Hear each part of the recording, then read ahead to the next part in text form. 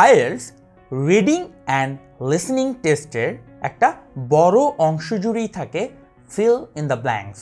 তার মানে নানা ক্ষেত্রে একটা ড্যাশ বা ডটেড লাইন দেওয়া থাকবে, সেই লাইনটার উপরে যে অংশটুকু হবে সেটাকে আপনার অ্যান্সার শিটে লিখতে হবে। অর্থাৎ আপনার সোজা বাংলায় ফিল ইন দ্য ব্ল্যাঙ্কস করতে হবে। এই ফিল ইন দ্য ব্ল্যাঙ্কস করতে গিয়ে মানুষ কিন্তু সবচেয়ে বেশি সমস্যায় সম্মুখীন হবে। কি কি কমন কোশ্চেন এক্ষেত্রে আপনার মনে আসতে পারে তার উত্তর দেওয়ার জন্যই আমরা এই ভিডিওটি করতে যাচ্ছি। এই ভিডিওর আমাদের আলোচনার বিষয়বস্তু হচ্ছে feel in the blanks common frequently asked questions. দেরি না করে আমরা শুরু করি। প্রথমেই সবচেয়ে কমন যে এফএকিউটি পাওয়া যাচ্ছে সেটি হচ্ছে আমরা আইএলটিএসে এই ফিল ইন দ্য ব্ল্যাঙ্কস পূরণ করার জন্য ক্যাপিটাল লেটার ইউজ করব নাকি স্মল লেটার, অর্থাৎ আমরা বড় হাতের অক্ষরে লিখব নাকি ছোট হাতের অক্ষরে। অ্যান্সারটা এখানে বড় করে নীল রং দিয়ে লেখা আছে, ইউ ক্যান ডু বোথ। আপনি চাইলে বড় হাতের অক্ষরে লিখতে পারবেন, ছোট হাতের অক্ষরেও লিখতে পারবেন। তবে অনেকেই যাদের হাতের লেখা একটু বুঝতে কষ্ট হয় তারা সবাই বড় হাতের অক্ষরে লিখে, কারণ এটা পড়তে সুবিধা বেশি। যেমন আপনি দেখেন এখানে দুটো এক্সাম্পল লেখা আছে, আই লাভ বার্গার্স প্রথমটা অল ক্যাপিটাল লেটারে আর নিচেরটা আই লাভ বার্গার্স স্মল লেটারে। দুইটাই আপনার জন্য কারেক্ট। ছোট্ট একটা এক্সেপশন বলি, প্রপার নাউন। প্রপার নাউন হচ্ছে কোনো ব্যক্তি, বস্তু, জায়গার নাম।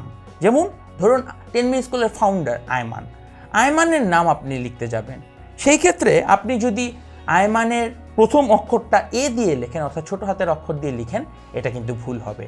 কারণ নামগুলো প্রপার নাউন এবং আমরা জানি নামের প্রথম অক্ষরটা বড় হাতের হয়। সো এই নিয়মটা মেনে চলতে হবে। সো ক্যাপিটাল নাকি স্মল লেটারে লিখবেন সেটা টোটালি আপনার উপর ডিপেন্ড করে। যাদের হাতের লেখা খারাপ তাদেরকে সাজেস্ট করা হয় যাতে ক্যাপিটাল লেটারে লেখা হয়, আর যারা স্মল লেটারে লিখবেন মনে রাখবেন প্রপার নাউন বা কারো নাম লেখার ক্ষেত্রে অবশ্যই প্রথম অক্ষরটা ক্যাপিটাল লেটারে লিখতে হবে। FAQ number 2। অনেকের মনে প্রশ্ন থাকে, আমরা কি লিসেনিং এবং রিডিং টেস্টে ফিল ইন দ্য ব্ল্যাঙ্কসে সিনোনিমস অর্থাৎ সমার্থক শব্দগুলো ব্যবহার করতে পারবো কিনা। ধরুন আপনার কোথাও লেখা আছে অ্যাসোসিয়েশন, আপনি অর্গানাইজেশন বা টিম লিখতে চান, এটা করতে পারবেন কিনা। এক্ষেত্রে আমার সিম্পল সাজেশন হচ্ছে ডু নট, প্লিজ আপনারা এটা করবেন না। কারণ লিসেনিং টেস্টে আপনি লিসেনিংয়ের সময় যেই শব্দটি কান দিয়ে শুনবেন এক্স্যাক্টলি সেই শব্দটি পরীক্ষার খাতায় লিখবেন, এটাও আপনার টেস্টের একটা অংশ। আর রিডিংয়ে আপনার প্রশ্নে বা কম্প্রিহেনশনে যেই শব্দটি ব্যবহার করা হবে চেষ্টা করবেন সেই শব্দটি লেখার। তাই লিসেনিং এবং রিডিং টেস্টে আপনাদের প্রতি আমার অনুরোধ হবে সিনোনিম শব্দগুলো ব্যবহার করার চেষ্টা করবেন না। যা এক্স্যাক্টলি প্রশ্নে লেখা আছে বা লিসেনিংয়ে যেই জিনিসটা আপনি শুনবেন শুধুমাত্র সেটি বা সেই শব্দটিকেই আপনারা ফিল ইন দ্য ব্ল্যাঙ্কসে লেখার চেষ্টা করবেন। এফএকিউ 3। আইএলটিএসে অনেকেই যে প্রশ্নটা করে থাকে যে বানানগুলো কি ইম্পর্টেন্ট। অবশ্যই অ্যান্সারটা হচ্ছে ইয়েস, বানান খুবই ইম্পর্টেন্ট। ধরুন একটা প্রশ্নের অ্যান্সার আপনি লিখবেন বাংলাদেশ, অর্থাৎ যেটা কায়িক বানান এখানে লেখা আছে, সেই বানানটা যদি আপনি ভুল করে বিএনজি লিখেন, যেটা এখানে দেখানো বাংলাদেশ লিখে ফেলেন, তাহলে কিন্তু অবশ্যই আপনার অ্যান্সারটা কোনো নাম্বার দেওয়া হবে না। তাই যত কোশ্চেনের অ্যান্সারে আপনি যে কোনো শব্দই লিখবেন তার বানান অবশ্যই 100% কারেক্ট হতে হবে, নতুবা আপনি কোনো ধরনের নাম্বার পাবেন না। এফএকিউ 4। কোনো ধরনের পার্শিয়াল মার্কিং কি আছে? অ্যান্সার হচ্ছে সোজা সাপটা লিখাই আছে নো, কোনো ধরনের পার্শিয়াল মার্কিং নেই। ধরুন আপনার একটা ফিল ইন দ্য ব্ল্যাঙ্কসের অ্যান্সার হচ্ছে 150 এবং 200, আপনাকে এই দুইটা সংখ্যায় লিখতে হবে। সেক্ষেত্রে ধরুন আপনি একটা লিখলেন 150, একটা লিখলেন 180, অর্থাৎ আপনার অর্ধেকটা অ্যান্সার কারেক্ট হয়েছে, অর্ধেকটা ভুল হয়েছে। আপনি হয়তো আশা করবেন এখানে আপনার 1-এর মধ্যে 0.5 নাম্বার তো পাওয়া উচিত, বাট আইএলটিএসে কোনো পার্শিয়াল মার্কিং নেই। আপনি যদি ছোট্ট একটা অংশ ভুল করেন পুরো উত্তরটিকেই ভুল ধরা হবে। অর্থাৎ ধরুন আপনার অ্যান্সারে 3টি শব্দ লেখার কথা, তার মধ্যে একটাকে যদি আপনি ভুল লিখেন আপনার পুরো অ্যান্সারটি ভুল হয়ে যাবে, কারণ আইএলটিএসে কোনো ধরনের পার্শিয়াল মার্কিং থাকে না। FAQ number 5। আইএলটিএসের অনেক ফিল ইন দ্য ব্ল্যাঙ্কসে আপনাকে 1-এর বেশি ওয়ার্ড লিখতে হয়। সেক্ষেত্রে একটা প্রশ্ন আসে, স্পেস দেওয়াটা কতটুকু ইম্পর্টেন্ট। অ্যান্সার হচ্ছে খুবই গুরুত্বপূর্ণ।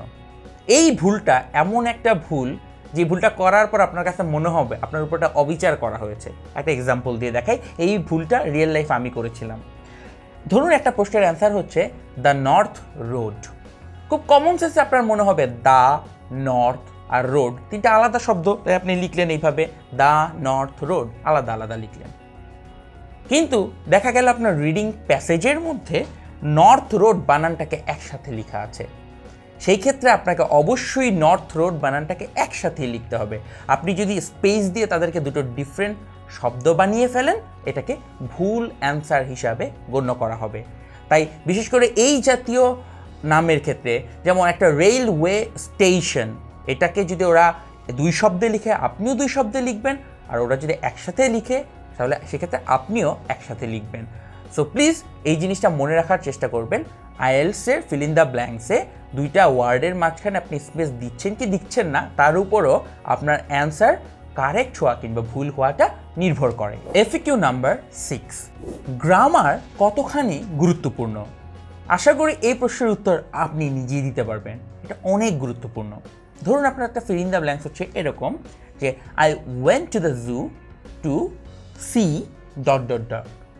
তো এই ব্ল্যাঙ্কসে আপনি হবে হচ্ছে আপনি একটা হাতি দেখতে গিয়েছেন, তো আপনাকে লিখতে হবে অ্যান এলিফ্যান্ট। সেটা না লিখে যদি আপনি লিখেন এ এলিফ্যান্ট, অবশ্যই এটা ভুল, কারণ আমরা জানি এলিফ্যান্টের ফার্স্ট লেটারটা একটা ভাওয়েল, তাই এর শুরুতে এর বদলে অ্যান বসবে।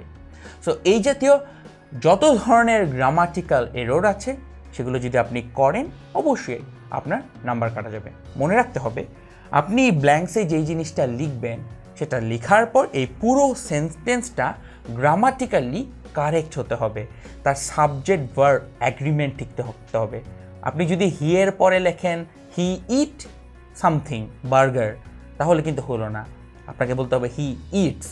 আপনার টেন্সের ফর্ম ঠিক রাখতে হবে। অর্থাৎ গ্রামারের যত ধরনের নিয়ম নীতি আছে সেগুলোকে প্রয়োগ করে ফিল ইন দ্য ব্ল্যাঙ্কসটা পূরণ করবেন, যাতে করে পূর্ণ বাক্যটি একটি গ্রামাটিক্যালি কারেক্ট বাক্যে পরিণত হয়। আইএলটিএস ফিল ইন দ্য ব্ল্যাঙ্কসের লাস্ট এবং এফএকিউ নাম্বার 7। এই জিনিসটা খুবই সারপ্রাইজিংলি কনফিউজিং একটা জিনিস যে সিঙ্গুলার ইউজ করব নাকি প্লুরাল ফর্ম ইউজ করব। ধরুন আপনি লিসেনিং টেস্টে এই জাতীয় জিনিস বেশি পাবেন। প্রশ্নটা হচ্ছে I was arrested by dot. তো এই ব্ল্যাঙ্কসে আপনি অবশ্যই বুঝতে পারছেন পুলিশ হবে। এখন কয়জন পুলিশ? আপনি হয়তো শুনতে গিয়ে শুনেছেন এ পুলিশম্যান ও টু পুলিশম্যান, এখন কোনটা হবে? যদি ধরুন আপনাকে বলা হয় আপনি একজন পুলিশ অফিসার দ্বারা অ্যারেস্টেড হয়েছেন, সেক্ষেত্রে আপনাকে অবশ্যই এ পুলিশম্যানই লিখতে হবে। সেই ক্ষেত্রে যদি আপনি একজনের বদলে সেখানে প্লুরাল ফর্মটা লিখে ফেলেন অবশ্যই ভুল হবে। তার মানে আইএলটিএস ফিল ইন দ্য ব্ল্যাঙ্কসে নাম্বার জিনিসটা ইম্পর্টেন্ট। অর্থাৎ আপনি অফিসার লিখলেন নাকি অফিসার্স লিখলেন, আপনি অ্যাপেল লিখলেন নাকি অ্যাপেলস লিখলেন, এইটার উপর ভিত্তি করে অবশ্যই আপনার প্রশ্ন কাটা যেতে পারে। তাই অবশ্যই বিশেষ করে লিসেনিং টেস্টগুলোতে শোনার সময় খুব মনোযোগ দিয়ে লক্ষ্য করবেন তারা কতটুকু এস ইএস এগুলো উচ্চারণ করছে। যদি তারা উচ্চারণে এস ইএস রাখে অবশ্যই আপনাকে সেখানে ফিল ইন দ্য ব্ল্যাঙ্কসে প্লুরাল ফর্মগুলো ব্যবহার করতে হবে।